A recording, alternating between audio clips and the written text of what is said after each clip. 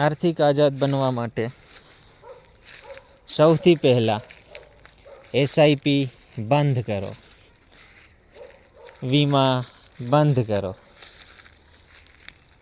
હર વો કામ બંધ કરો જે બીજાને અમીર બનાવવા માટે કરી રહ્યા છો.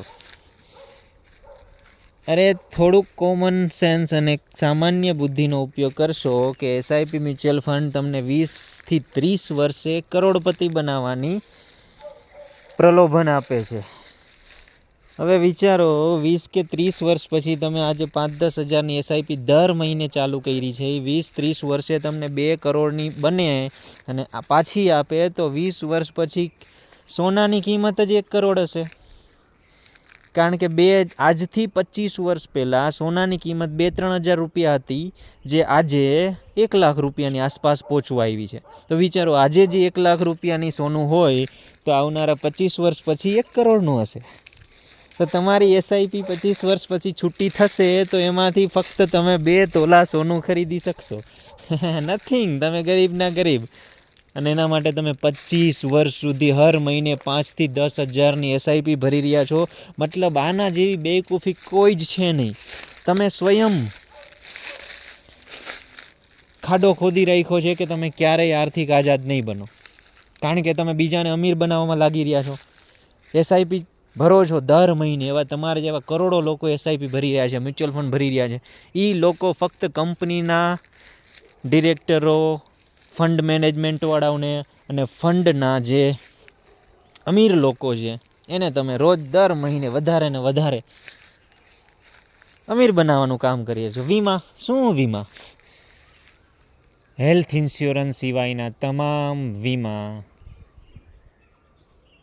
તમારી ગરીબીને ગરીબ રાખવામાં મદદ કરે છે. કોઈ કહે છે કે તમે તમારા બાળકોને મૃત્યુ પછી 1 કરોડનો વીમો લઈ દો તો એ રોડે ના ચડે.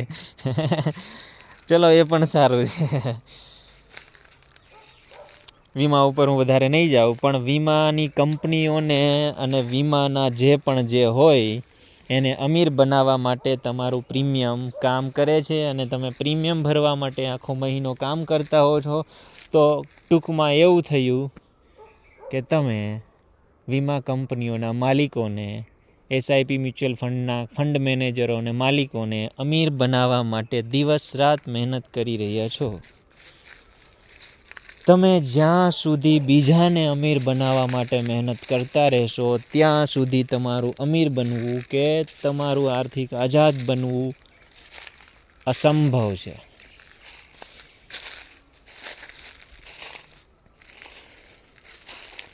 તો આજે જ એસઆઈપી, મ્યુચ્યુઅલ ફંડ અને વીમાને બંધ કરો. કમસે કમ એમાં દર મહિને હપ્તા જાય છે એટલા પૈસા તો તમારી પાસે બચીને તમારી પાસે રહેશે. હા, ઇન્વેસ્ટમેન્ટની આપણે આગળ વાતો કરશી કે પૈસાથી પૈસા બનાવવા માટે, કારણ કે આર્થિક આઝાદીમાં સૌથી મહત્ત્વની વાત એ છે કે જ્યાં સુધી તમે પૈસા પાછળ કામ કરવાનું બંધ કરીને પૈસાને તમારા માટે કામે નહીં લગાડો ત્યાં સુધી તમારી આર્થિક આઝાદી લાંબો ટાઈમ સુધી ચાલવાની નથી. તો સૌથી મહત્ત્વનું પાસું એ છે કે પૈસાને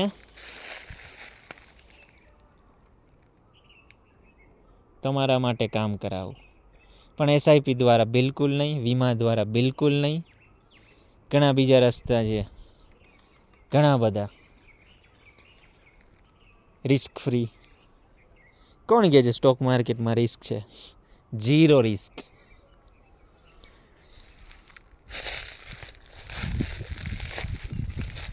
તો બીજા ઇન્વેસ્ટમેન્ટના ઘણા રસ્તાઓ આપણે શીખશું ત્યાર પછી.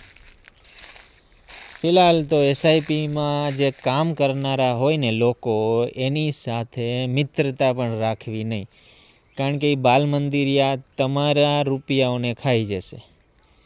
જેને ચુલ્લુ પર ઇન્વેસ્ટમેન્ટ કે વિત્તીય જ્ઞાનની ખબર ના હોય એવા લોકો તમને એસઆઈપીમાં એના 1% ચિલ્લર કમિશન માટે તમને ગરીબ બનાવવામાં જ્ઞાનબાજી કરતા હોય છે. વીમાના એજન્ટોને 30% પહેલાં પ્રીમિયમનું કમિશન જતું હોય છે, 25થી 35% મેક્સિમમ છે. મતલબ તમને બોટલમાં ઉતારવા માટે, તમને ગરીબને બનાવી રાખવા માટે એના 25%ના કમિશન હાટું તમને આલતું ફાલતું એલ-ફેલ જ્ઞાન આપી દેશે. તો ક્યારેય વીમામાં એજન્ટો અને એસઆઈપીના તો મિત્રય રાખવા નહીં. ઘરે ચા પીવા તો બોલાવા જ નહીં તો તમને ચીપકાવી જ દેશે.